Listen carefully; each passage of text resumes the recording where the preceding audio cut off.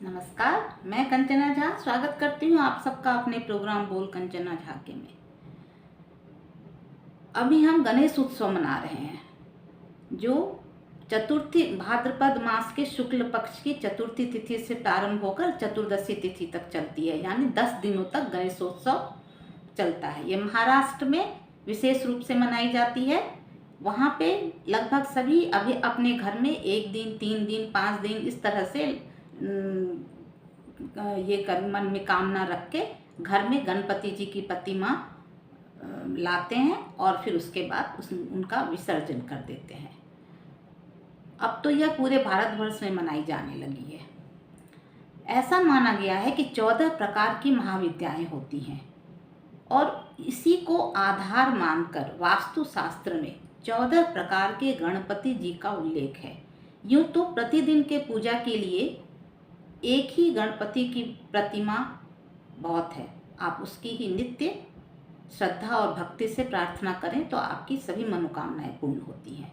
लेकिन अगर आप विशेष समस्याओं से जूझ रहे हैं तो आपको विशेष प्रकार के गणपति जी के रूप की आराधना और पूजा करनी चाहिए। जैसे अगर आपको हर कार्य में असफलता मिलती है, कार्य प्रारंभ तो होता है पर वो पूरा नहीं हो पाता, बहुत बाधाएं आती हैं, तो आपको सिद्धिदायक गणपति जी की प्रतिमा घर में लाकर उसकी पूजा करनी चाहिए। अगर आप बहुत ज़्यादा चिंताओं से परेशान हैं, बहुत सारी चिंताएं आती हैं, बहुत एक के बाद दूसरी बड़ी बड़ी चिंताएं आती हैं, बड़ी बड़ी दुर्घटनाएं होती रहती हैं, एक समस्या का हल हुआ नहीं कि दूसरी समस्या आगे आ जाती है, उन्हें चिंता नाशक गणपति की आराधना करनी चाहिए। जिस घर में बच्चों का पढ़ाई में मन नहीं लगता, वो पढ़ते तो हैं, ब्रिलियंट भी हैं, पर उनके मेहनत के अनुसार, परिश्रम के अनुसार उनके मार्क्स नहीं आते, उन्हें विद्या प्रदायक गणपति की अपने घर में स्थापना करनी चाहिए और उसकी पूजा करनी चाहिए। जिन घरों में बच्चे और बच्चियां, लड़के लड़कियां विवाह योग्य जिनकी उम्र हो गई है पर विवाह नहीं हो पा रहा, बाधाएं आ रही हैं, बहुत परिश्रम के बाद भी कहीं पर रिश्ता तय नहीं हो रहा, संबंध नहीं बन पा रहे, तो आपको विवाह कारक गणपति की स्थापना कर उसकी पूजा करनी चाहिए, जिसमें गणपति जी रिद्धि और सिद्धि के साथ विवाह कर रहे हैं। जिस घर में आय कम और व्यय अधिक होता है, बरकत नहीं होती है, परिश्रम के अनुसार लाभ नहीं मिलता, उन्हें धन प्रदायक गणपति की आराधना करनी चाहिए। अब हम देखते हैं विघ्नहर्ता गणपति, यानी जिनके घर में हर कार्य में बाधाएं आती हैं, कोई भी कार्य बिना बाधा के पूर्ण नहीं हो पाता, उन्हें विघ्नहर्ता गणपति की प्रतिमा घर में लाकर उसकी पूजा आराधना करनी चाहिए। आनंददायक गणपति, जिस घर में कभी खुशियां आती ही नहीं, दहलीज तक आकर वापस चली जाती हैं,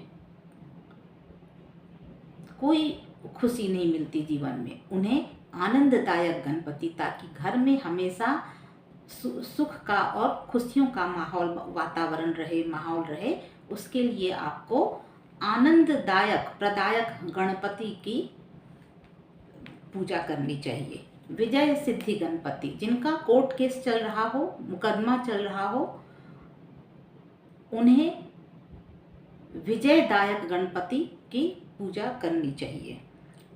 संतान गणपति, जिस घर में विवाह के कई सालों बाद भी पति पत्नी के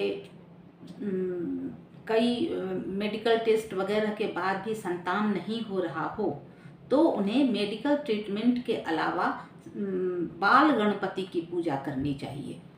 निष्ठा और भक्ति के साथ अगर आप 5-6 महीने तक इनकी पूजा करें तो आपको आपके घर में नए मेहमान का, नए सदस्य का आगमन हो सकता है। कर्ज से मुक्ति, जो बहुत कर्ज में डूबे हुए हैं, कितनी भी कोशिश करते हैं पर उससे उबर नहीं पाते हैं, उन्हें ऋण मोचक गणपति की पूजा करनी चाहिए। रोगनाशक गणपति, जिनके घर में लोग लंबी लंबी बीमारियों से जूझ रहे हैं या प्रतिदिन कुछ न कुछ बीमारियां घर के सदस्यों को कभी इसको कभी उसको लगी ही रहती हैं, उन्हें रोगनाशक गणपति की प्रार्थना और पूजा करनी चाहिए। गणेश जी की एक मूर्ति होती है जो विभिन्न रंगों से बनी होती है। उस गणपति की स्थापना आपको अपने कक्ष के बाहर करनी चाहिए ताकि वो हर प्रकार के शत्रुओं का नाश कर आपको अच्छी नींद और सुख दे सके। इसके लिए आपको शत्रुहंता गणपति की स्थापना करनी चाहिए। इससे शत्रु भी दूर रहते हैं और